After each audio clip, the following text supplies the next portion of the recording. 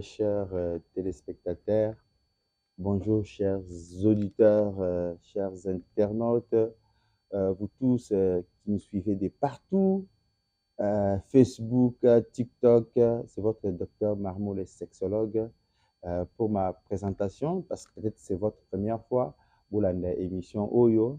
Je suis docteur Marmo, je suis d'abord docteur en médecine. Nous faisons la médecine moderne. Je suis docteur en médecine de l'université de Kinshasa, Inikine.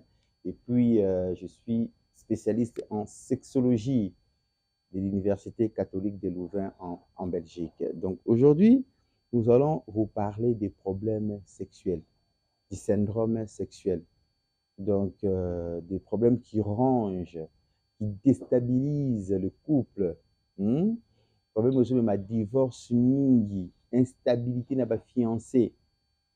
Ozawana, mwana mobali, operda espoir. Ozawana mwana mwasi, operda confiance na yo. Suite ya makambo ezokomela yo. Vie eza compliqué. Et tout vie sexuelle ya moto. Eza compliqué. Eza lokola fleuve, bolanda ngai bien. Fleuve moko ezokende, eza lokola rivière ezokende. Tango rivière ezokende na mai bandeko, ba bordure ezalaka. Okomona nzete moko boye na kati ya ebale, mai eke contourner yango. Mais okokoma ti na suka. Principe ya sexualité yango wana. Mutu moko te abotama bozolanda ngai na vie na ye banda azalaka makasi. Ye azalaka makasi. Non, eza lobo za robo. Mutu moko te abotama ye ndenge aza wana nana koleta problème moko te mikolo moko ekomeli ye mwa réussite moko boye mwa baisse moko boye sentir que non vraiment mikolo naza ko sentir vraiment na pona ngate. Ça arrive. Vous comprenez? Vous me suivez maintenant à la télé. Vous avez Matadi, vous avez Lubumbashi, vous avez na Brazzaville, Kinshasa. L'adresse est sur les Kawana. Ce qui est important, quand vous avez des problèmes qui vous rongent, c'est de venir le plus grand, la plus grande solution, c'est de venir chercher des experts, des gens qui peuvent vous traiter de manière définitive, de manière curative pour Bobika. Mabe na bino ezali kozala na ba mutu makasi moko boye ba doute moko boye. Ce qui est tout à fait normal. Aujourd'hui, nous sommes face à tout le monde. Nous sommes face à des réseaux sociaux. C'est n'importe qui vend des produits. Comment on peut vous vendre le produit de la faiblesse sexuelle? Comment va côté que le produit de la faiblesse sexuelle? Ezanonde, on peut ça au calmant, on peut ça au excitant. Mutu na Facebook akoyebisa oke mela kisi oyo sala boye ezali mutu oyo alingi yo te. Azolinga boma yo, azolinga pesa makasi moko ya une semaine, makasi moko ya 2 mois. Pourtant, feti, par rapport sexuel tout ça, on vit mobimba bandeko na ngai, vie mobimba. Même ba papa bazolanda nga na minute bana ba 70 ans, bana ba 80 ans, ba boma bino te. Tant qu'il y a la vie, il y a de l'espoir. Ba koko banda bota na ba 85 ans. À peine à 4 basi. Le lieu où il commis mutu moun na 50 ans makasi. Problème na Kinshasa. Il commis nini. Au moins mutu 40 ans ça la 4 coups. Oh, il commis miracle naturel. Sans que la mutu rouge. Heureusement que le gouvernement est ici de biloko wana. Biloko mabe. Yo avant kende ko bimana mwana mwasi. Il faut me lever kisi. Yo, avant, ok, nous mana mwasi na oyo bala. Ndeko nanga. Il faut que na toilette, ou pakule loko moko boye, ou sele loko moko boye. Vi wana, ou continuer nango ti mokolo nini ndeko nanga. Comportement wana, ou continuer nango ti mokolo nini. Changer. Namoko na biso RDC tout ça on a Kinshasa c'est quand on a l'émission oyo ça va 23 heures passées Nous avons des sexologues. Je suis là, clinicien. Il y a pas ta pugnate. Ou à tangi classe, à tangi médecine, et puis qu'il y a pas à tangi elomé, à tangi internet, il y a ba maman, à tangi neni elomé. Oh, il y a des pays en Afrique. Vous comprendre? Oh, bah, t'as un sexologue de mon côté. En Afrique, oh. Bandeko na susu bana mbushi bazobenga ngai oya kofungola pete na mbushi maite na mbandaka oya kofungola te bata Bukavu bazobenga ngai docteur biso sikoyo bozala mpe na mawa na biso tokende kofungola hôpital na 26 province makoki eza te. Mais pour le moment toza nano kaka na Lubumbashi, toza na Matadi, toza mpe na Kinshasa na bandeko ya Brazzaville na ngambo na biso. Kende komona bahôpitaux na biso Top Clinique Sexologie baadresse ezoleka yango wana. Na limité toza na première en face ya collège Saint-Raphaël. Moni collège Saint-Raphaël eza côté résidentiel, biso oza côté industriel kaka na passerelle wana. Au moins na se wana bakoma Top Clinique Sexologie. Na mbinza météo toza après we na route Matadi na principal. Omoni ka wenza ba menuisier oyo ezikaki wana wenza ba menuisier so leki yango ka tokangama na yango bakoma Top Clinique Sexologie en diagonale ya station Eugène. Tokangama na immeuble Malaika. Na Lubumbashi tozali na croisement Biaï de la Révolution, Biaï numéro 13, en face ya parking Hexagone, na commune ya Lubumbashi, avenue Biaï numéro 13. Na Matadi tozali na avenue Sanatorium numéro 12993, juste derrière hôpital général ya Nkanda. Nous recevons tous les jours, mes frères et sœurs, même les jours fériés, même les dimanches, même les samedis, nous sommes là, du lundi à dimanche, nous sommes là pour vous. Arrêtez de faire l'automédication. Arrêtez de consommer des produits nocifs pour votre santé. Pour un simple problème d'éjaculation précoce, il faut pas traumatiser ndeko na ngai.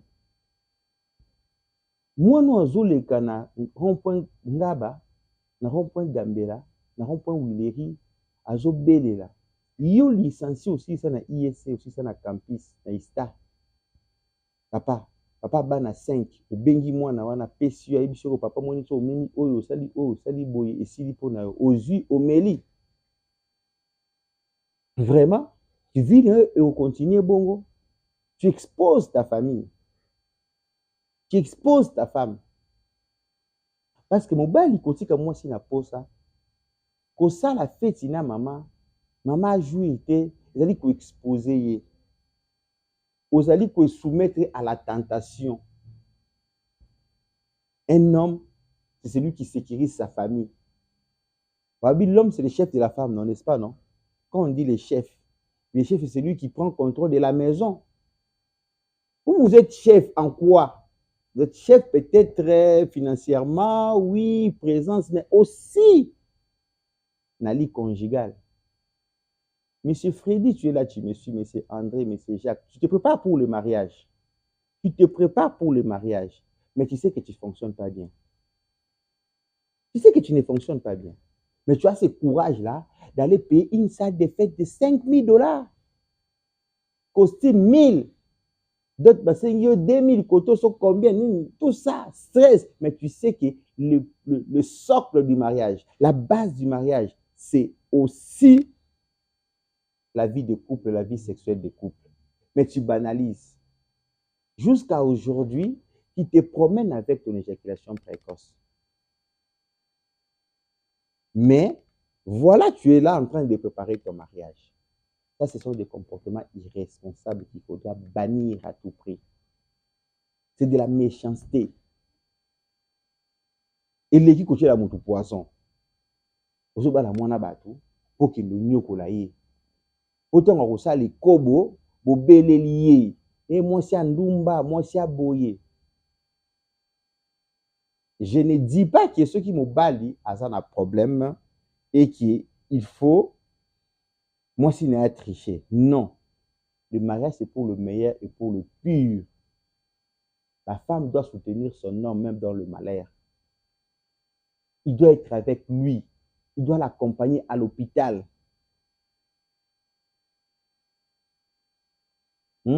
Soki mobali no alingi koyoka te, soki ozoyebise makambo 1 an, 6 mois, 3 mois alingi kochanger te, nde na ntango wana faut punir ye. Comment okopinir? Il faut pimela ye nzoto nano, non tokontinue boye te. Tokontinue boye te, yo sepela kaka, yo yokaka bilengi na yo, otikaka nga na posa. Non, ezali relation, eza rapport. Qu'est-ce qu'on dit? Flèche aller, accompagnée d'une flèche retour, ce qui fait la réciprocité entre deux personnes. D'abord, je vais poser la question aux hommes qui font l'amour à leurs femmes. Les hommes qui viennent faire l'amour à leurs femmes, qui laissent leurs femmes dans le plaisir. Comment vous vous sentez? Tu dors aussi. Tu auras sommeil, franchement, et tu te réveilles le matin, tu pars travailler. Vraiment, moi c'est vraiment, en tout cas, c'est vraiment la pure humiliation. Donc, couple bozo landangai, maman soki papa ça na problème wana, ko boya mobali na yo te, po nzamba pesa o pona problème moko ya mukie, éjaculation précoce non. Ko tricher te eza malamu te, eza lisumu, eza infidélité, makambo belé na kati ya libala. Bozala ensemble, bosolola yango, boya komona biso solution komonana. Bobanda ko tripoter te biloko mo bolandaki na TikTok, solution mo bolandaki na Facebook, biloko moko boye mutu mo wande koloba soki nganga na yebi te na te bokutanaki na ye ekosimba nango te. Problème mo boza komona oyo ezokomela papa, faiblesse eza kokomela ye. Napesa bino exemple moko boye bandeko na ngai, lisolo mona betela bio, eza na papa moko na consultaki année passée na top clinique ya météo. Ponga azaka na météo nazaka pe na limité. Papa to bazobenga bozela tokopesa air ya bapel, siko botika nanu tozopesa nanu exposé. Papa wana naye ko consulter, papa wana aye komona ngai, papa wana azalaki na à peu près 65 ans. Pamba kaka boye pa amoni problème ya faiblesse sur le comédien. Pour se silier, atelema asusu malamu te, asala asusu bien te, comédien 2 mois, 3 mois, ye pourtant azalaki makasi makambo nyonso bande koleka normal. Inquiet qu'il était avec sa femme, ils ont commencé à prendre des produits par-ci par-là, et la solution était toujours la même. Bazui décision batelenga na TV, je crois, bazui décision ba comme on a vu sur la top clinique na météo. Après wenza ba ménaginer na exhibi wana. Tango ba ye ndeko na ngai to ba ndiko ndela papa, to ndela papa, ndeni ba cause où ezalaki sexuel to moni eloko moko te. Bon, on a demandé même des examens hors cadre sexuel. Bande côté comme on a que papa en tant que basali scanner ya mutu. Donc on transférer parce qu'il avait des problèmes de tension aussi. Il y a un problème, il y a bateau, il y a hormones thyroïdiennes, T3, T4, mataki, il y a un peu de déséquilibre. C'est bon, OK. Il y a des examens que nous pouvons vous demander d'aller faire ailleurs. Où ils allaient hors cadre ya makambo tali.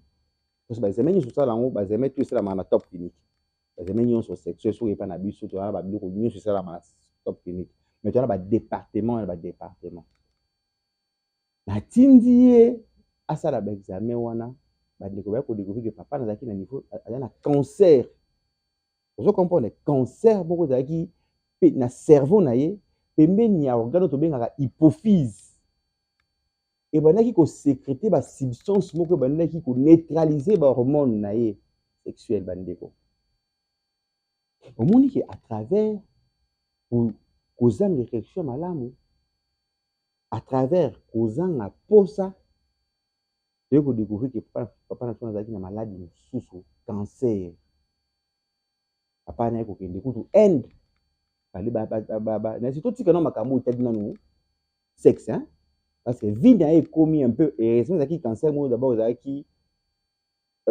tu mets à mon tour bénigne la médecine, c'est non localisé, c'est non métastase. Mais on va coopérer. Papa n'a pas end. Tango ba longoli cancer wana makambo nyonso esili baérection na ye ezonga normal aye natali ye topesi kaka biloko baérection na ye ezonga normal bomoni yo moto omelaka kisi na ndako oyebi te eloko ekomeli nga na nzoto moto nyonso wi soki fièvre bandeko na ngai première réflexe ezalaki esomba paracétamol ozo comprendre amela lobi na ntongo ekozala peut-être ezalaki grippe eleki nango mpe peut-être obiki na yo mais so omoni fièvre ye lundi mardi mercredi esa akute epesa ekozala malaria ekozala fièvre typhoïde yo fièvre 2 semaines ozomela kaka kisi se koza na problème ndeko na nga eza mpe ndenge moko faiblesse na yo esali 2 ans faiblesse na yo esali 7 mois ozokosela hémorroïde wapi hémorroïde ezolianga non ngai nayesi bino ke c'est faux nyonso oyo epesaka faiblesse sexuelle ezaka hémorroïde te d'ailleurs hémorroïde eza cause directe te ya faiblesse sexuelle nazobisa bino hémorroïde ezali cause directe te ya faiblesse sexuelle nayebi bato baza na bahémorroïde basala ba 4 coups bazali ozo comprendre ba 4 coups bazali potali bumu et tout ça non si c'est les hémorroïdes oui ça hémorroïde n'a pas phase de crise peut-être hémorroïde n'a pas phase de crise peut-être mais qu'à cela ne tienne notre souci c'est de vous voir venir ici chez nous nous allons mettre en évidence des causes qui sont responsables de vos ennuis, de vos irrégularités, de vos instabilités sexuelles. Nous allons mettre ces causes-là à nu. Il y aura un traitement, un schéma, un plan, un protocole. Il y a éjaculation précoce et il y a faiblesse et zali. Ndekonanga. Nazo telemela bato basomela ba kisi. Nazo telemela bato basosala automédication. Ndeko vie na yo kozongo lokola brillante. La vie n'a pas de brillant. On a 45 ans aujourd'hui dans wana. Donc comment monter ba solution? Comment monter ba tanto plutôt? Oza komi bomate. Motema no wana ozomela ba kisi ebele wana. Motema no ko céder cœur. Cœur na yo ko céder un jour. Foi na yo oyo esalaka métabolisme ba kisi wana. Et comme toxique. Rein na yo oyo esalaka élimination ba kisi wana. Ikolo nyonso oyo ozomelaka. Et comme atteinte à un certain moment donné. Pourtant, aujourd'hui, dans le monde dans l'élo, parce que on a faiblesse sexuelle, on a malade ici dans la kisi ya mundele te. Hein? Ah! Ndeko nanga. Vraiment yo intellectuel mobimba. Dans le monde dans l'élo, on a rassuré yo ki tika komela ba excitant, tika komela ba boisson énergisante, parce que le fait que comme la boisson a mingi énergisante et comme on a maladie de quoi ba tension, ba diabète, tika comme la ka ba biloko moko ba PCOJ moko ba tiesuki nini ba sangisi et comme on a ba maladie ebele nzoto na yo zali dépoté ta poubelle te oyo ba influenceur ba vendeur de produits il y a Facebook batindelaka yo livraison. Ah papa tuna bato basomba bilamba livraison ba koyebisa oti bato basomba biloko na oka osomba biloko moni mabo na Facebook moni okitoko ketchi moko bo ba livreur ngo eloko ngo yango mais na TV maki bo basela ngo ba image ba fait de tout ça nga na yebi na somba vendeur mo boye spirit mo boye debout ya mukie na commandant ngo ba to ba $40 ba ye nango papa eloko nga mona ki yango te na pese mo na transport zonga na ndi kono o nga mona bula senga na Facebook ezaki boye te sikoyo kutu soki ventilateur na ozongisa ebongo nzoto na yo bateke loki sa faiblesse na na Facebook. Tala ndenge boza ko jouer, tala ndenge bozo saka na avenir na bino. Nazobangisa bino te na kobeta no sous ya tonton moko boye. Amoni mama moko azoleka na tongo, papa bongisa libala na wana mama na yo mabende tozo somba na toka na tongo matembele yango pondu yango nanya ko somba mama ezala bongo na tongo ti. Mama na pazoleka linga bongisa libala na ye mwasa tikala po na ye libela yango yo papa. Tonton wana abengi mama wana te. Mama ezoka eloko oyo tiango kaka na timela. Tonton sombi atili ko na tia meli. Banda elombe na etelemaka. Elombe ni komosala passe benga ngo priapisme. Ameli yango elombe telemi ko makasi ni sisa. Bande ko nanga bakene na dispensaire bapesi batonga waya.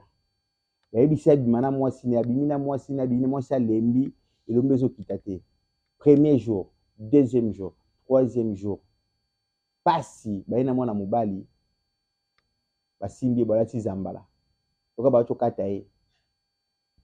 Na soni mama na ye mwasi ne koto bakiti na taxi ba ye docteur nini mwamba la otambola boy elombe etelemi nio soni kombimela mela muningo na to peso loko ozo chawana yini bili ko esala na fela kata ntoto na yo sana makasi ni bapesu ya normal combien de mibali ba sanga docteur na sala na normal bana nga ko sala normal pour na ka ba masa pesa kingi loko kamada pesa kingi loko na cheka bu banda jour wana na komaka afana sala fana mela yango on est comme esclave.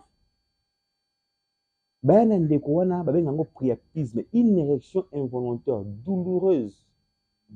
To pesi ba ponction, rien to sala bu rien, c'est obligé to pasola. Ba pasola pour ba regorger ba longola makilo ça qui ba nécrose na kati. Ndeko. Ezali makambo to zo ba te poto bangisa bino. Ezali mal ba to zo to pesa no conscience. Vie ezali kitoko mingi. Eloko epesaka pe vie elengi. Kolia, komela, magoda. Feti, rapport sexuel, ezali loko moko, ezali fait partie équilibre ya moto. Ezali bino moto azobeta magoda bien, moto asalaka feti bien, asalaka rapport sexuel, moto wana kokufa na maladie lokola ba tension te. Moto wana kokufa na maladie lokola ba crise cardiaque te, po eza pasi parce que ya salaka. Tant que ça la fête, à tout le ça va monde de bonheur, ça va monde de plaisir, donc l'endorphine. C'est-à-dire un monde anti-stress, et puis ça a sensation de bien-être, et puis ça a pouvoir. On attend au boire à Rawana, tant au jouir ça, au planer. Il est qui m'a kayate, il est qui quitte, au planer, moi ça je là. Et zoko eki donc tango nzoto komi na eta wana bandeko na ngai ba ocytocine ba endorphine ezobima ba sérotonine ezobima epesa mwana mobali mwana mwasi tempérance joie les plus riches du monde basala ba étude wana bamona ke bato nyonso bazaka ba milliardaire ba na ba vie sexuelle épanouie parce que quand tu fais l'amour la nuit tu jouis bien. Un rapport sexuel équilibré, épanoui, tu te réveilles le matin avec une bonne humeur. Quand tu as une bonne humeur le matin, quand tu es motivé le matin, tout va se passer convenablement parce que ton état d'esprit est positif. Tu vas aller au bureau, tu vas décrocher de bons contrats par la loi de l'attraction. Tu vas avoir la promotion, tes chefs vont te féliciter, tu auras une bonne énergie, tu auras la gaieté. Tu seras énergétique parce que tout sera corrélaire de ce qui s'est passé la nuit à la maison. Mais quand tu te réveilles le matin, abattu, repoussé par ta femme, tu viens comme ça, ou commerçant, au TKT. Au TKT parce que déjà, état d'esprit déjà faible. Ta vie va tourner en rond. Tu seras là abattu, tu es chef, tu commences à tonner sur tout le monde, tu commences à être, je dirais, méchant. Pour un petit truc comme ça, tu cries. Tout était corrélaire de ce qui s'est passé la nuit. Cela veut dire quoi? Quand on fait bien l'amour, quand on est autonome, quand on est équilibré de manière sexuelle, ta vie sociale, ta vie financière, je dirais, ta vie financière sera bonne. Quelqu'un qui fait bien l'amour sera épanoui dans tous ses aspects, dans toutes les catégories de sa vie. Cette personne sera une personne épanouie, une personne qui va réussir facilement sa vie. Donc, c'est ça en fait, parce qu'il y a des hormones qui sont sécrétées. C'est scientifique.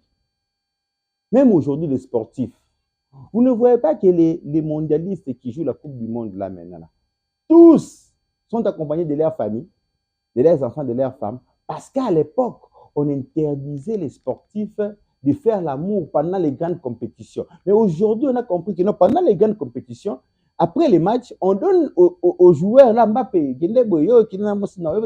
pour bazouana nos énergie wana magodique et quand on a kati na bango et puis c'est bango motivation.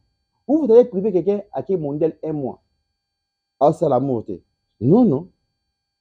Aujourd'hui ils sont là, bato ba kende ba basketter, ba nyonso, ba okende na basi na bango. Boutique comme la kisi de manière désordonnée. Si vous avez des problèmes sexuels, venez nous consulter. Nous sommes à la Top Clinique Sexologie, la première clinique moderne sexuelle à Kinshasa, à Brazzaville, à Lubumbashi et à Matadi. Les gens qui nous suivent à la radio, beaucoup bien sur la 089 46 99 988. 089 46 99 988. 081 47 83 255. 081 47 83 255. Nous sommes là tous les jours de 8h30 jusqu'à 21h. L'adresse est limitée la première rue en face du collège Saint-Raphaël. Première rue limitée. Na boulevard, na petit boulevard. HG za Kotoyo, Cité Bétel za Kotoyo, tout à l'heure collège Saint-Raphaël. Na mbinza météo tout ça, kaka na route Matadi, soko leki benza ba menuisier, au monde va commis Top Clinique Sexologie. En diagonale il y a station Eugène, tout ça voisin na immeuble Manaïka. Donc venez, vous ne serez pas dessus de vos problèmes. Mais nous notre souci c'est de ne pas appeler tous les Congolais, de venir tous les Quinois, de venir nous consulter. Non, il y a des sexologues aussi. Si vous faites confiance à certains sexologues congolais, mais je sais qu'au Congo, il n'y a pas plus de 5 sexologues. Hein. Au Congo, il n'y a pas plus de 5 sexologues.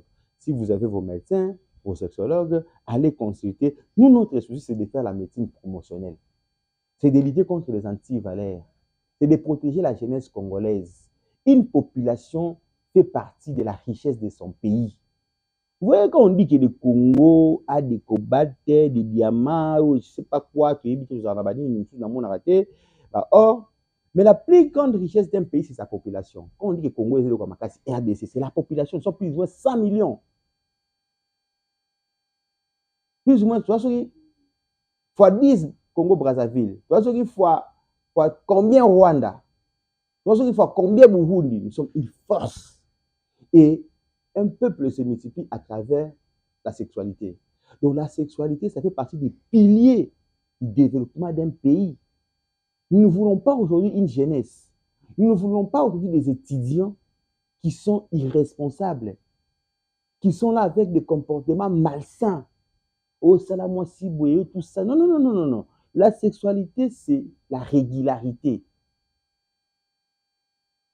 Il y a le losali 5 na bandal. Oui, malamu, babeti lotolo, obeti maboko kashi mobile. Lobi ko sala yango. Aux gens à 28 ans. Priorité pour nayo. Ils ont un mbongo. Ils ont stabiliser vie financière. Ils ont qui ne va comportement de quatre coups de banda dans hôtel ou aux hommes la bilo comme B, ma basanga moko boyo teba di au sangi solution. Papa oza komi boma. Na 70 ans mon chien na kozala te, ata mon sa carrière na hôtel na lobango. C'est même il y a des femmes que tu as fait ces choses-là. Le babosa nao. Monsieur babalate, oga été sanga balaki abota toute ma passe. A tu na liste noire. Aimez-vous, construisez-vous, prenez soin de votre vie sexuelle. ça va beaucoup vous aider. Plus grave encore, namonaka, basa koze kolobaki non. Toza ko livrer bino bakisi pour na toye ça. Elombe na bino bangala na bino mulai na munene. Non bande bolanda ngai très bien. Lelo avec l'évolution de la médecine et de la sexualité, on peut allonger le pénis d'un homme, on peut l'agrandir, mais pas comme vous le faites là. Ne peut faire ce traitement là, mouton, pour ça traitement là quand les habits sur sexologue, et puis il y a un hôpital. Et ça m'a qui si mon côté, et ça m'a l'olenge mon côté, n'a pris mon côté. Il faut toujours fiche na yo tout ça la consultation. Il y a des gens des Congolais qui sont tellement, je dirais, aveuglés au point où certains qui m'écrivent docteur, nga na pour sa consultation te, na pour ça il y a elombe na ngai ya mlaina munene. Ah bandeko. Donc un mona pista ba basi ba ko soit nzoto na bango ya ba basi. Pourtant bazana mbongo mingi te, bazwa mbongo ne pa na biso bibali. Mingi na bango. Et ba basi a ok le Turquie pour ka ba ke sala e ba fesse.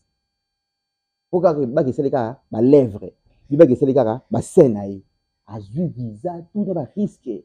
8000 km ke ti Turquie. Yo vani na masine okomelanga. Nazana posa kaka ya elombe, nazana posa ba koso. Mais monsieur, yo lingi ba esa elombe na ona mulai ba consulter et ça la manon ndenge nini. Boy bisanga et ça manon. Donc ba posa kabino. Il faut pas poids na yo. Il faut pas âge na yo. Il faut pas tout na question. Tout ça c'est la constitution. Na comment wapi. Il faut venir consulter sur place. On va vous faire des examens. Tokocha bakisi c'est belé. Bakisi ndeko papier ko mera, bakisi ndeko junior ko melate. Mutu mtozana bakisi na ye. Mutu mtozana lolenge na ye basale la kaye pour traitement na ya mulai na munene.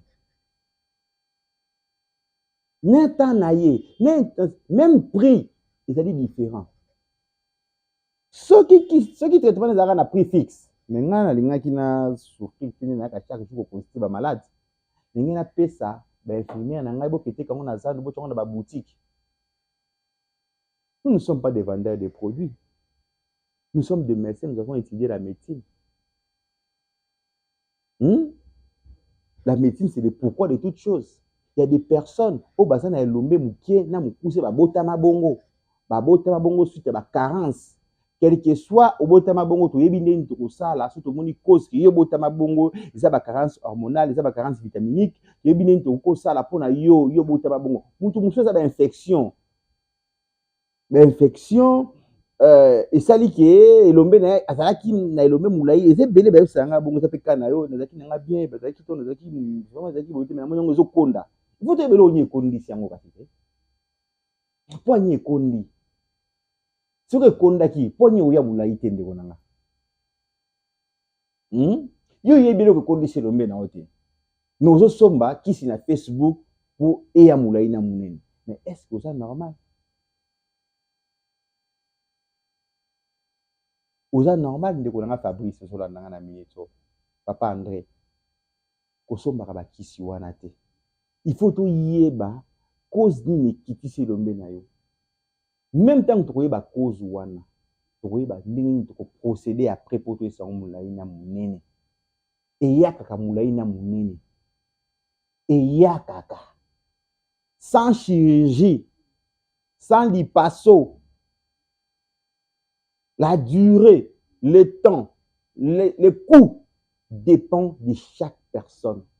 C'est-à-dire quoi? Tant et ekosala, mbongo kofuta, na procédure autre salle là et ça dépend de la mutu na ndenge na ye mutu mtozana nzoto na ye mutu mtozana ba anticorps na ye pona nini na médecine batangisa tozana ba milligramme mutu apesaka 90 kg pa zobela 2 plus ya malaria na mutu apesaka 60 kg ba zobela 2 plus ya malaria ba traiter bango ba dose moko et ça na biloko mususu suppose il faut pas cause la médecin pour comprendre. Et ça na biloko mususu bo excuser ngai il faut pas cause la mayele. otanga ata otanga te eza na biloko mosusu oyo bapesaka sagesse eza nini bwanya sagesse na lingala eza nini sagesse eza bwanya bongo intelligence mayele ozo comprendre bwanya eza na mama mosusu bo atanga na classe te mais aza na réflexion ya moto aleki licencié ozo comprendre mabe na malamu batangisa biso yango te mabe na malamu moto oyebi oyo eza mabe oyo eza malamu eza instinct humain ndeko tilo bakokosa o na monde ya intelligence artificielle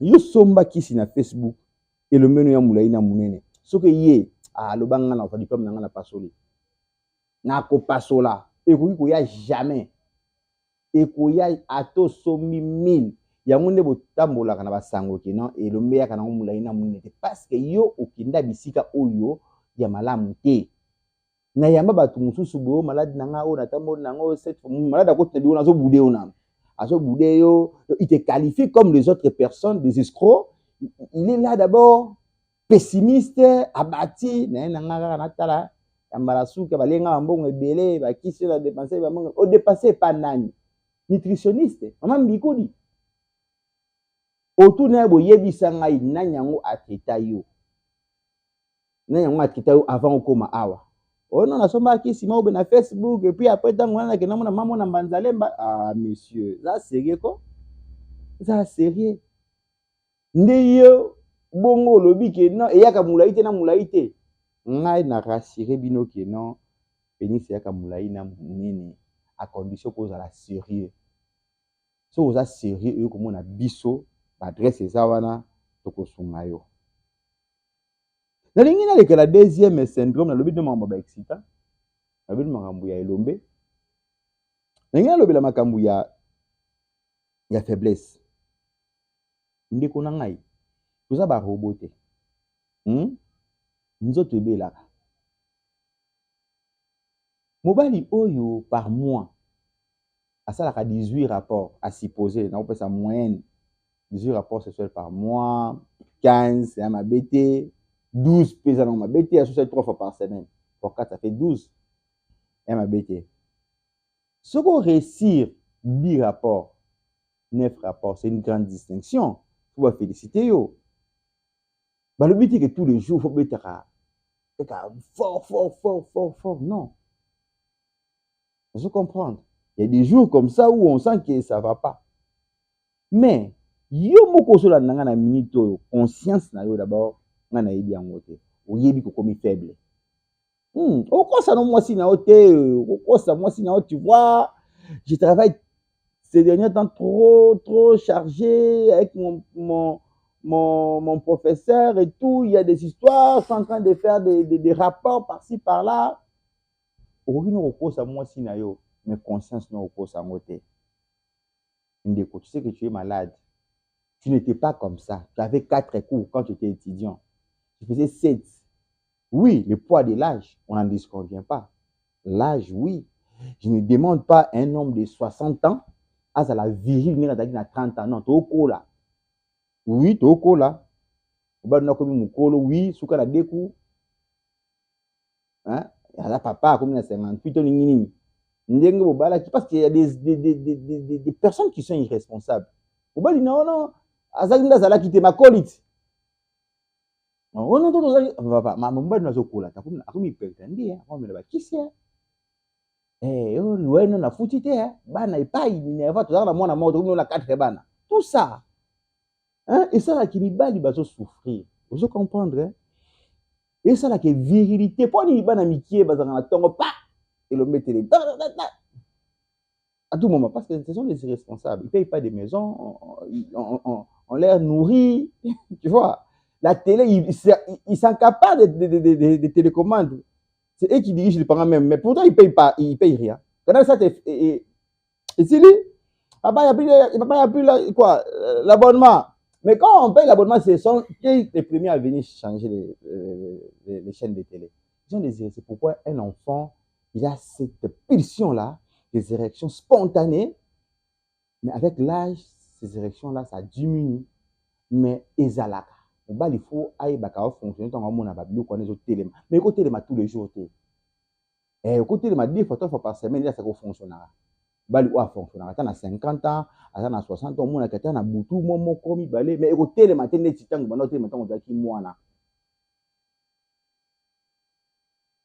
oh non, mon mari aujourd'hui, eh ben non, c'est normal, ton mari, il a grandi, il a vieilli, il commence à vieillir, c'est le poids de l'âge. Mais, suivez-moi très bien, l'homme reste viril toute sa vie. Bakosenga papa ya 60 ans te asala magoda lokola bana ba 32 ans. Le kutu bana ba 32 ans pe mawa te mawa na biso donc kutu donc esala ngana pasi yeso la na biro na ngana omona ba jeune ba 25 ba potela ngana ba bino vraiment mokilo baby nyonso nini biyoka yoka. Je peux comprendre un parent qui entre dans mon cabinet qui a 70 ans qui me dit mais mon fils tu vois ça fait un peu un moment donné ça va pas avec ta maman. Ça arrive. Mais j'ai la rage. J'ai un souci profond. Je deviens triste dans mon cabinet quand je vois des jeunes 28.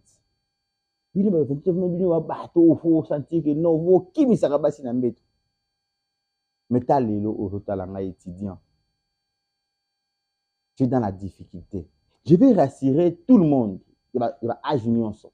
Aux à la papa à 80 ans, aux à la 50 ans, aux à la 60 ans, mobile a plus frappé. Mobile a makasi nesi la rasura lali, so ba continuer na cercueil desili. Tant qu'il y a la vie, il y a de l'espoir. Tant qu'il y a la vie, il y a l'érection. Voilà. Tant qu'il y a la vie, il y a la pulsion. Papa, il y a 70 ans. Il faut CP là, à salir ma fête normale, à CP CP maman, balali na bango. A osenga makasi te ki yono, bobo ma papa, oyo âge nini. Ne mona ba infirmier na nga papa moi coach na 76 ans coach moi nga. Mais papa na moni vraiment en tout cas ça va pas. Ben infirmier nga docteur na yepé koko na non non. Écoute, à peine même, il avait 78, à peine même qu'il a remarqué que ça commence un peu à ne pas marcher. Papa Baboma, 68 ans, vous avez encore droit de la vie. Vous savez, si vous arrêtez la sexualité, vous allez mourir avant. Est-ce que vous le savez? La seule façon comment je peux dire, la seule façon d'augmenter votre espérance de vie, c'est de faire. Quand vous faites l'amour, vous allez mourir en retard. Vous allez mourir, vous allez même vivre jusqu'à 90 ans. Beaucoup de gens meurent aussitôt parce qu'ils arrêtent avec la sexualité. C'est pourquoi il y a des maladies de troisième âge, rhumatisme, courbature, tension, côté. Non, c'est parce que tu ne fais pas, papa. Tu dois faire. Les rapports sexuels n'ont pas de retraite. Ça n'a pas de retraite. Moi, je me rappelle en Belgique, quand j'étais dans mes stages, nous sommes allés pour surveiller la sexualité des vieilles personnes. Nous avons vu des blancs à 83 ans. J'ai vu un papa à 90. Il y a des blancs qui ont 94 ans. D'abord, la vieillesse, c'est un état d'esprit. La vieillesse, c'est un état d'esprit. Mes parents qui me suivaient à cet âge, qui avaient la chance de me suivre. Qu'on ne vous tue pas. Vous avez 80 ans, vous avez 76 ans, vous commencez à penser à la mort. La vieillesse, c'est un état d'esprit. Vous pouvez être jeune, vous pouvez être vieux, mais vous vivez avec un état d'esprit de jeune. La vie, elle est belle. Trump, le président des États-Unis, il a quel âge? 82 ans, non? 82 ans, si je ne me trompe pas. Trump, il a 80 ans, lui, 82 ans. 80 ou 82 ans. Mais il est là, en train de faire la plus grande fonction d'un des États les plus forts du monde. Regardez comment il est. Même si des fois, il acquise un peu certains, mais il est là. 80 ans. 80 ans, Trump, il a 80 ans. Un président fort, il est là jusqu'à... Il prend de grandes décisions. Vous savez, être président des États-Unis, quelles sont les fonctions les plus importantes que ce monsieur-là résout jusqu'en ces moments? Hein? Mais il y a 78 ans. oh non, je vais mourir. Pourquoi? Je connais un papa à moi qui a 92 ans aujourd'hui, si tu le vois. Oh, mais non, 92. Je dis, mon fils, je suis là. Je dis, papa, vous êtes encore là. La vieillesse qu'on ne vous tue pas. Parce qu'il y a des gens, quand ils ont 70 ans aujourd'hui, commencent à avoir peur et tout. Non. Et surtout, les secrets, je vous dis, hein, si vous faites la sexualité, vous n'allez pas encore mourir. Faites la sexualité. La sexualité n'a pas d'âge. Qu'on ne vous tue pas. Qu'il y ait des hypertendus qui me suivent maintenant là. Qu'il y ait des diabétiques qui me suivent. Les gens qui ont des problèmes de gouttes. Les gens qui ont des problèmes de maladies plurimétaboliques, diabète et tout. Venez me consulter. On va stabiliser vos cas là et vous allez reprendre votre sexualité. À n'importe quel âge. 70 ans, 60 ans. Vous avez la vie devant vous, vous avez l'avenir. La vie, c'est un état d'esprit. Celui qui vous parle, c'est un psychologue, c'est un sexologue, c'est un médecin. Je vous rassure que non, rien ne va vous arrêter si vous avez un état d'esprit qui est positif. Et si vous venez nous voir, si vous me faites confiance, moi qui vous parle là, je ne vois pas quelqu'un venir chez moi, ici à la Top Clinique. Prenez bien soin de vous. Donc la faiblesse sexuelle ne peut pas être un problème pour vous.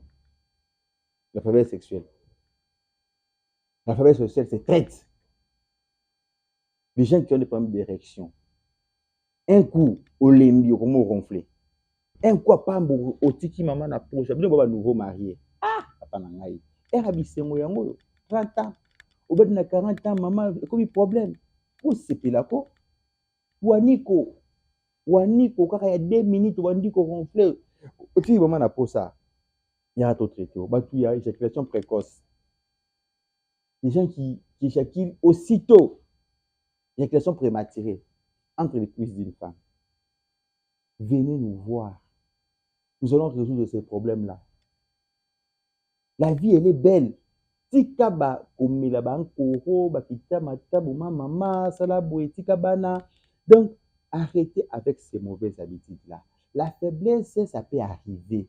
Ce sont des troubles. Les bichons de troubles érectiles. Vous comprenez? Moutato kende azo mundana lokola ba réanimer telemi elingi côté na passé. Oza ko ça la fête na maman komi na ba doute. Komi na peur. Tu n'as plus confiance en toi. Aujourd'hui ça marche, demain ça marche pas. Ça marche aujourd'hui, lundi ça marche, mardi ça marche pas. Mercredi ça saute, vendredi ça marche pas. C'est quoi les problèmes?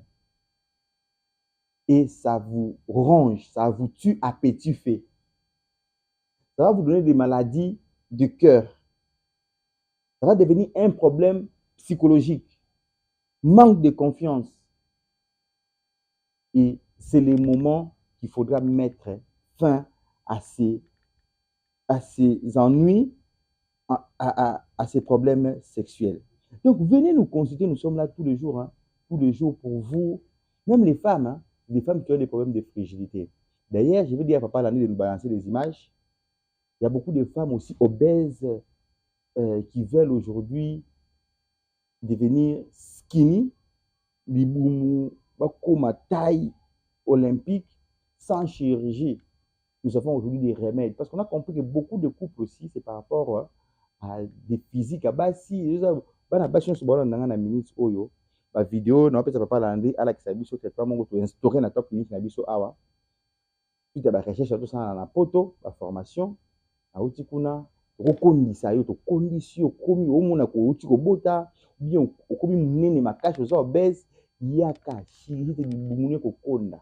Apeka na auto za ba graisse ebele koto mpanzi na maboko pour rendre yo normal à un prix très bien. Sans que de Turquie, sans que de Wapi, Maroc, à Kinshasa, avec beaucoup plus de sécurité. Bah, photo, il y a moins si bon, on a l'image. C'est madame Moana Bomoni, voilà, ok. Madame Moana, photo Bomoni, le soir des acquis avant. N'engazalaki, quand on a dit traitement à Top Clinique, Botan Denga Komi. Je pense que Baba balancer une image, ouais, Botan Denga Komi. Madame Suami Balé, Yeo, à Tande Azalaki, Botan Denga Komi.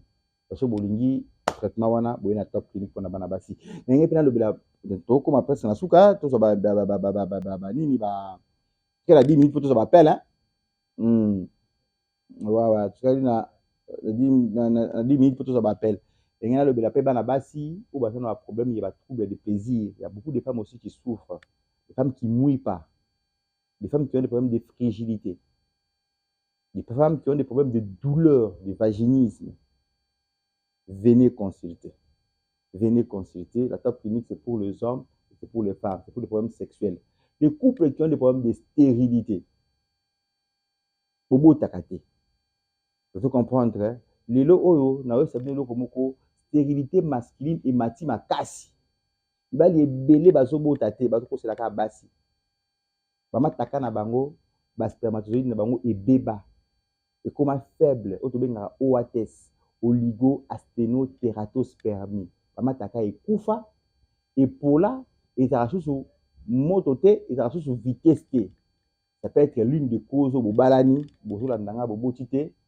On peut résoudre aussi ces problèmes-là. Ce que je voulais présenter ici à la fin, c'est pour vous dire que tout ce que je viens de vous dire ici, comme Elombe, Bangala et Papa Ekonda, il y a toujours eu des causes dans ça. Vous comprenez? Hein? Moutou a la faiblesse. Et je suis comme molle. Et je suis comme instable. Et je suis comme irrégulière. Moutou a comme un niveau wana. Cela veut dire que il y a une cause. Et c'est un loko moko na katina ye. Ou ezo salaki. Instabilité wane komelaye. Moutou a un problème d'éjaculation précoce. A un problème de posa. Il a qu'ici qui quelque part il a un problème. Il faut te corriger en c'est facile pour te corriger en mot. Ce sont des cas qui peuvent arriver.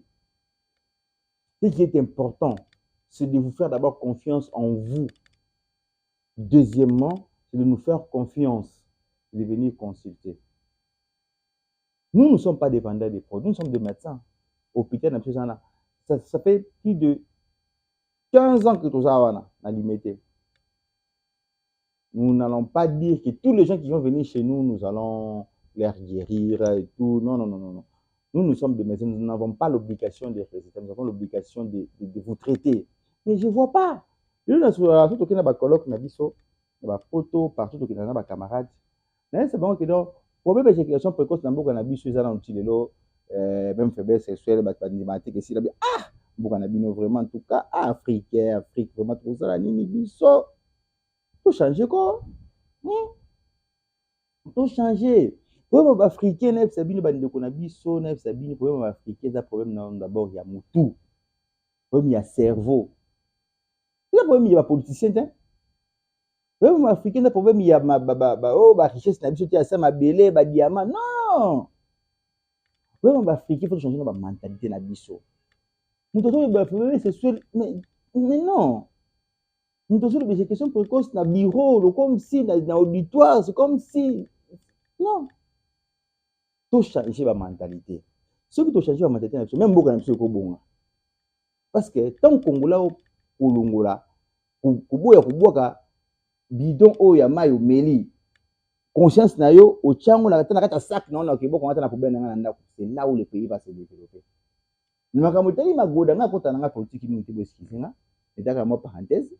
Nakamoteli magoda boya komela kisi nyonso sikozali boya moni mondongo eza malamu na yebisa bato ngako so yaki epoto na zanga mondongo na ngati funa mo malili na chango tangawisi nanga koboya tangawisi na mukila bato lelo nanga koboya coup de girofle nanga koboya makasu eza na ba vertu nango mais makasu eko so mutawani da kobela kimbiolongo Kimbiolongo est plutôt dans le faiblesse sexuelle de la fantirie. Kimbiolongo, ça fait partie de la bonne alimentation. C'est-à-dire qu'il faut manger bien, la racine. Il faut qu'on lia bien de qu'on a. Moi, qu'on lia bien, et là sous basse à force il y a mon Olia bien bani na komela mai. Komela mai belé parce que réfléchis à makila. Makila eza mai. 80% nzoto na biso na telemi 80% na mai eza mai. Yo melaka mai te. Soki des choses en habitude de komela mai, choses à na poso mais c'est que ça donne ba kota na ba réserve. Mais la mai à tout moment dans ton bureau, ça na mai. Non non c'est l'émission ah. Mais le wa mai yo mapi o. Sponsor na biso. Mais la mai ya malamu. Mais là, quand il bien, il y a caca bien, bah, fruits. Il est recommandé de manger 5 fruits par jour. Il ça dit un mot à fruiter. Là, la pongi a bien. Là, la pongi a madame. Tika stress. Ce sont des choses que je peux vous dire de manière préventive pour d'abord stabiliser votre vie, votre sexualité. Parce que vous avez votre part de responsabilité. Nous aussi, nous avons la nôtre. C'est de vous traiter, c'est de vous secourir, c'est de vous tenir compagnie pour ne pas sombrer, pour ne pas déprimer. Parce que je mets ma carrière peut-être en jeu pour ne pas y gérer parce que c'est interdit de gérer dans la Bible. Je vous exhorte, comme je peux dire peut-être, je vois mal une personne à 80 ans qui n'a pas une vie sexuelle épanouie. Au coup avant de Golanga. So ça la magoda bien te de Golanga au coup avant. C'est simple. Mais pourtant, si tu le fais bien, oso maximiser la chance na yo ya ko combattre la maladie mingi, la maladie rhumatismale, ben insomnie au salawana parce que au salakate. Surtout bana basi balingi insomnie. Yo ba beta yo vraiment magoda bien ba ça yo vraiment bien fait oh là la ah et si ça même tout pasiko et si ça va insomnie et si ça va migraine mi kongo pasi et ko bongo teint mon so ça la fait bien et ko bongo teint et ko liso suki mona mwasi et ko miso kitoko pour ba hormone na bimaka et rajeunisaka. Je pense que nous sommes à la fin de notre exposé. Je vais demander à la réalisation, Papa Landi de Fundra, Igen na pointe, balance les biso appel, infection, tout est message c'est belé, infection peut tout est infection sexuellement transmissible, donc aux un problème il y a IST, notre hôpital est là pour vous. Donc voilà, nous sommes là tous les jours de 8h30 jusqu'à 21h. Donc voilà. Qui était belé à Top Clinique Sexologie, il mettait première en face à collège Saint-Raphaël. Il mettait première en face à collège Saint-Raphaël. Nous recevons là-bas tous les jours de 8h30 jusqu'à 21h. Nambinza météo P. Tuzawana. Donc, allô? Allô? Oui, bonjour, monsieur. Comment on a le béni, monsieur Wapi? Comment on a monsieur Julien? Ouais. Mais je pense que parce que là, dernièrement, à l'hôpital, pour un problème, il y a faiblesse sexuelle. Donc, c'était 2022, 2022, 2023. Dans les Kakawana. Mais na moni na lande mission le loso sur la vie chance wana na moni zo lebela makambo kanisma pénis ko tunazo sala débat na mutu mo awa ya lobi ya ka monene te bon ngai à l'époque na yaki peut-être que la beta yi masolo wana te mais est-ce que ça peut vraiment vrai parce que nazo linga pe na grandir pénis nanga parce que na manqué que komi ko konda moi muke komi moi muke par rapport ndenge zelaka lipuso. Ouais, na ko assuré OK dès que tu as malade na biso ya kala soko ye na fiche no na kaka to sala jusqu'au schéma ya traitement ya allongement na agrandissement mais faut ya soko na consultation pour na yango. Donc oui donc na zo sala ko débat na mutu a limité donc yango là na dernière la confirmation pas na moko comme ça dans 2 ou 3 jours dans le cas parce que na ndako tuna ba carton ba kiti mo na somba ki ya ba livraison mais million mais résultat moka malogi zate dans la monique balinga vraiment bongo mais yo il y a déjà pas na biso pour nous continuer ba livrer ba kisi boye on a te que ça mala monter Bon, en fait, Nayaka en 2022, Nayaka et puis dans cas résultat. Donc, depuis on a Penza, faiblesse dans ici là. Donc, et puis dans les éjaculation précoce ici là. Mais dès que tu vois ça, Kaka. Et puis Kozonga, bon, idée d'aller sauter. Bon, les locaux la chance, dans mon la télévision, et mon n'a s'intéressé là pour la mec. Merci, papa Julien. Vous allez bienvenue. Merci. Ça va. Ok. Top Clinique Sexologie, bato bazana posa elombela bango ya mulai na munene boya to se comme ça ngo mulai na munene ezali likambo ya solo durée prix ezali dépendre na mutu. Allô? Allô? Bonjour ndeko. Oui, bonjour docteur. Kombo nani obengi biso wapi? Oui, ndeko Willy na bengi na Chango na Njili. Problème na ezali nini? Ouais. Oui, docteur azali na posa basala nga agrandissement. Hey, mibali balela yango côté force oza normal. Côté force na beta na nga ba 2 coups 3 coups. Et vous me la rappelez?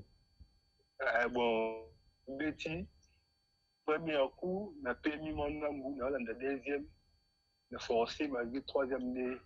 Ya na pas si mais na se force arrêter mais na posa ndisco na moi gaya. Ok. Ouais, mais il faut aller à l'hôpital. Yo vandi wapi? Dans Anjili, docteur. Anjili, il faut y aller à la première illimitée en face de collège Sarafel. Au moins, on va comme Top Clinique Sexologie. Oui, docteur. Ceci n'a pas de modalité de prix. La modalité de prix, consultation, tout le monde a TVT sur le béni après, mais on peut sur prix à consultation. Mais prix à traitement, ils ont dépendre selon mon tour. Donc, traitement, ils ont prix fixé. Traitement, il y en a qui ont la prix fixé parce que n'engé poids na yo, âge na yo. Il y a différents lignes expliquent une émission selon mutu na mutu. Azana prix na ye, azana ndenge ne basa la traitement. Merci beaucoup, docteur. Merci beaucoup. OK. Donc, comme je l'ai dit, le traitement de la nibali balela yango. Mon nibali, c'est une vérité et puis ça a bango confiance. Et puis ça a bango motivation. Ça rend l'homme beau avoir un long et un gros. C'est déjà un avantage. Vous comprenez le quoi messa. Moni messa ce qui bala attends mutala malamu te. Je vais présenter messa qui toko. Et vous peut déjà petit. Vous peut déjà petit. Donc Top Clinique Sexologie, venez les hommes qui souffrent de ces complexes de vestiaire, des grands complexes de vestiaire, venez, je pense que vous aurez des solutions adéquates à vos problèmes. Donc, voilà. Un message, je suis là, voilà, plein de docteurs. Est-ce que yo moko zalaka nga moko nazalaka bandeko? Nazala limité, naza pe na météo. Na pesaka yo yaka so kutinga na météo na consulté. So kutinga na limité na consulté. Ba docteur pe bazali ebele, ba misusu pe ba sexologue bazali. Oyo bazali équipe mobimbe ba docteur Blaise Bazali, ba docteur Christian Bazali, ba docteur Berto Bazali, ba docteur Samuel Bazali. Donc, nous sommes là tous les jours de 8h30 jusqu'à 21h. Ils sont plantés, puis à Régine, ça m'appelle à partir à Kuna. Là, donc je suis là. Allô? Allô, docteur? Bonjour, madame. Bonjour, docteur. Comment on a le bengi du soir, puis maman?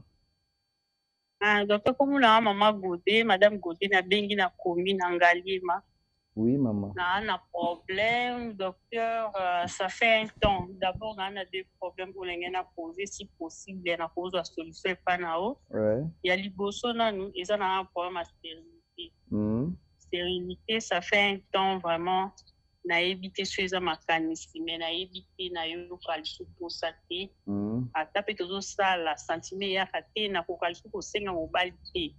Kena banda e to como on va na kwa ya na lechi na ndako. Problème na nga ya mibale eza kense ni ya kate. OK. Banda na bali ze mezo ya te donc. Ya wana banda otina sina ko uza se fa problème o mibale pa na yo sina sala ndingi. Ouais, il faut y aller à l'hôpital. Nangalé, mon quoi, y a météo. Toi, na route Matadi, juste après, où il y a menuisier. Hein? Donc, au moins, on va commencer top clinique sexologie. Donc, tu as un problème. Donc, il faut y aller à papa. Il y a malade. Si vous y allez, non, yo moko, il y a yo. Mais si vous y allez couple, il y a yo. Donc, même à Robota, tu sais, à mingi, papa na maman baya, pour tout l'année là-bas ensemble. D'accord. Merci. Merci Donc, beaucoup. voilà. Bateau ballon de la radio, tout ça, 089 46 99 988. Kin 24. Hein? Donc, parmi les radios les plus suivies, il y a République démocratique du Congo. Donc, vous avez 089. Bateau Fagnon, ce ballon de la catch. Là, l'émission fort, on a pu se nous embaucher, tu veux banzela, vous avez bandaku. Vous avez 089 46 99 988. 081 47 83 255. Même auditeur ebele balanda biso tambandaka bazokende radio démocratique kote kuna tambandaka bazobenganga ebele bato bazokende masuwa na minute bazolanda biso bamoto ebele bon voyage bato balanda so na internet na TikTok partout le monde eza so olandi docteur maramo te okozwa information malamu te na makambo etali magoda. Donc 081 47 83 255. 081 47 83 255. Nous sommes là tous les jours, hein, même le dimanche. Tous les jours pour Nabino. Une équipe médicale qui est là en permanence, les médecins, les sexologues qui sont là. Allô, messieurs, bonjour. Bonjour. Oui. Bonjour, docteur. Bonjour. Je vous appelle à partir de Matiti, c'est M. Léon. Ok, papa Léon, le docteur, vraiment, le long, j'ai opportunité à Rokota parce que Nathan a commis dans ma Facebook, dans l'émission, dans TikTok, vraiment intéressant à Mingi. Mais, sauf que, on a évité de couper sa plainte dans la télé. Vraiment, je souffre d'une faiblesse sexuelle.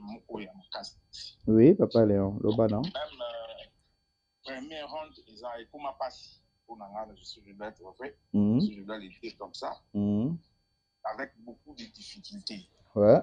Alors, mais sauf que, n'a dit que Naza hypertendu. En même temps, il va bâtir ici.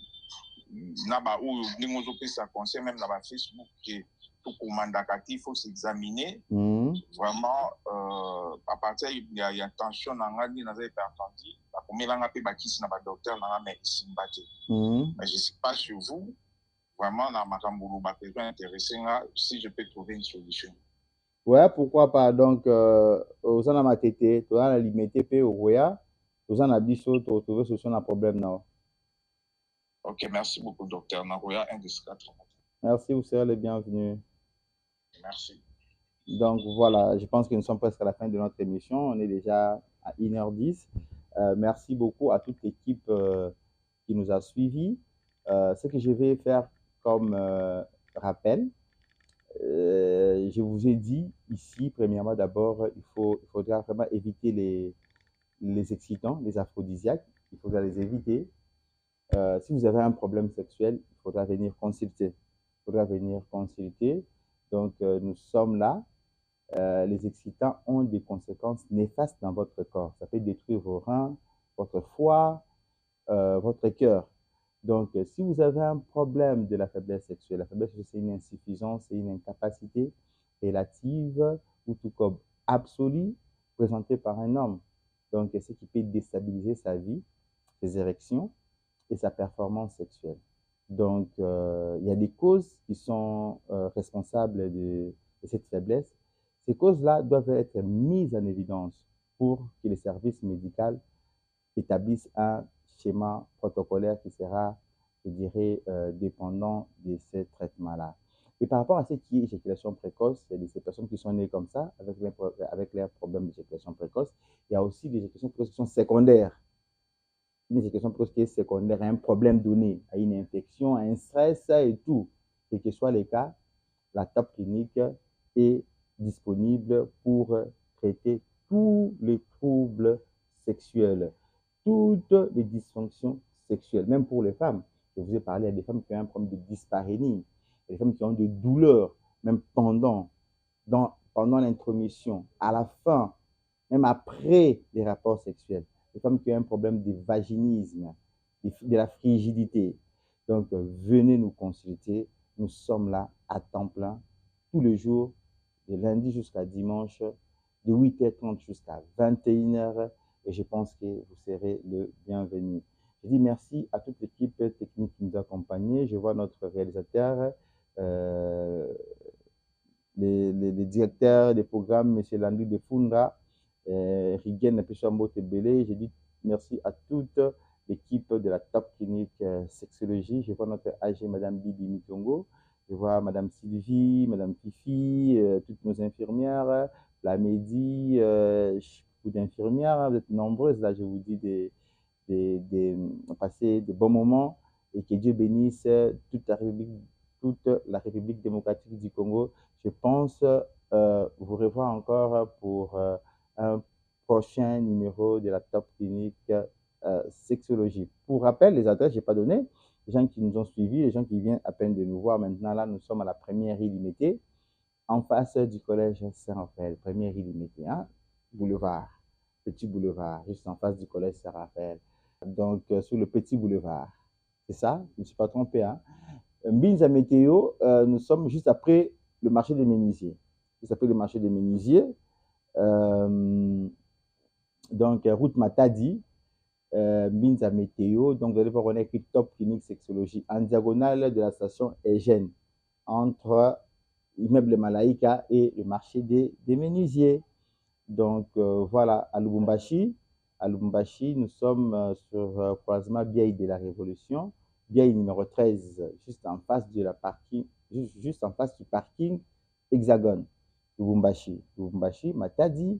Nous sommes, j'ai beaucoup d'adresses, hein, Matadi, nous sommes sur avenue Sanatorium numéro 12993, juste derrière l'hôpital général de Kinkanda.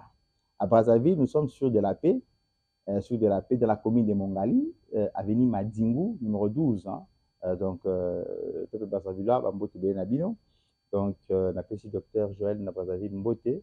Donc, nous sommes là. Donc, l'IMT, c'est ça, non? L'IMT première I, en face du collège Saint-Raphaël. L'IMT Kinshasa, première I. C'est la première clinique.